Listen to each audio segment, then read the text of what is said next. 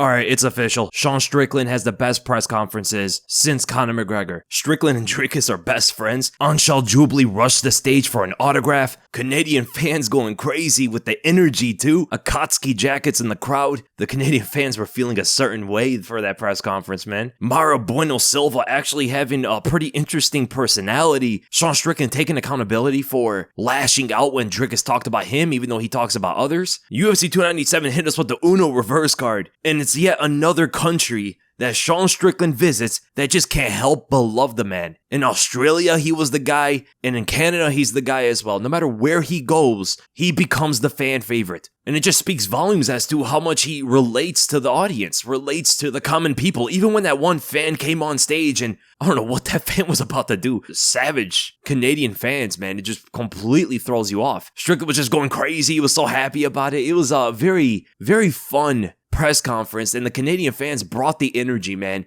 I love it. They've been starved of fights, and they're just super happy to have a big main event like this in their country. And that was a pretty small venue. I can only imagine how crazy the arena is going to go when Sean Strickland walks out to the cage, and especially if he goes and wins the fight. And the crazy thing about Sean Strickland's mentality is it looks like all the psychology analysis that he might be not in the right mindset going into the fight seems to be gone at this point, because Dricus is not playing into anything anymore. He's not trying to go further into the mind games. Dricus is now only looking to get the belt through his skills. And it went from hostility between the two, they fought each other in a crowd, to perhaps being best friends. The 180 this fight has taken. I'm hoping for a great fight. I'm hoping for the kind of fight that Sean Strickland is saying. Hopefully not a death match. Death match is a little too far. That's a fantasy of Sean Strickland's that I hope does not happen in the cage or anywhere else. No death matches, please. I mean, I wouldn't be surprised if he had a knife in the back pocket on that press conference, because he said he was ready if Dricus said anything else. But it looks like he's a lot more understanding in this press conference, a lot more level-headed. He looks in great shape, of course, that we've mentioned before. And if you notice in the face-off, Sean Strickland was not looking him in the eye like he was before. It's a big tell in his mentality. You know, if he's staring you down, grilling you, Strickland's a bit angry, but in his usual state, as we've seen here, very normal, relaxed, just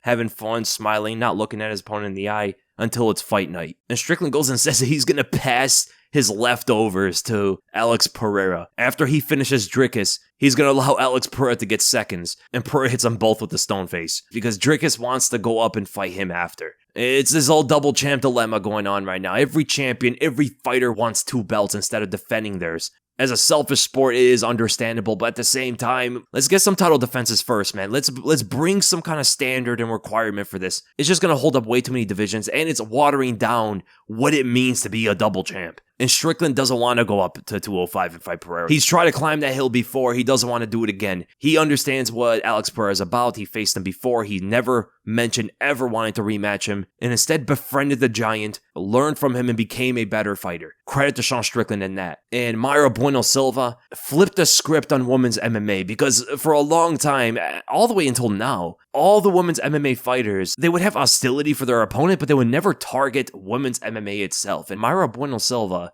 is selling her fight by targeting her fight as being boring, playing some reverse psychology here. No female would take a shot at a women's MMA fight for being boring leading up to it. There's always been like this unison. Even if they have beef with each other, they'll never attack the brand itself. They'll never attack women's MMA itself. But Silva is looking to separate from that, which is kind of refreshing in some strange way. It seems to be working in some weird way, like reverse psychology on the fans, but she ain't lying though. She is one of the more exciting bantamweights, right? If there's going to be a champion in that weight class that can at least be okay enough to co-main event cards and stuff, it's probably going to be her. Mike Malott, of course, the hometown boy. The fans went crazy for him. Everybody expecting him to have a great performance against Neil Magny. And shout out to Neil Magny for taking all these fights, man. Neil Magny is a dog from the fighters he has called out and the fights that he has accepted. He was calling out Hamza Chimaev in the past. He's taken up these fights with all these different kind of prospects and younger contenders rising up. Shout out to Neil Magny, man. And most of the other fighters did get a chance to speak besides Barrialt and Mavsar. In his hometown, you got to let Barrialt speak, man. You know, it's his own country. But that fight with Chris Curtis is going to do enough of the talking.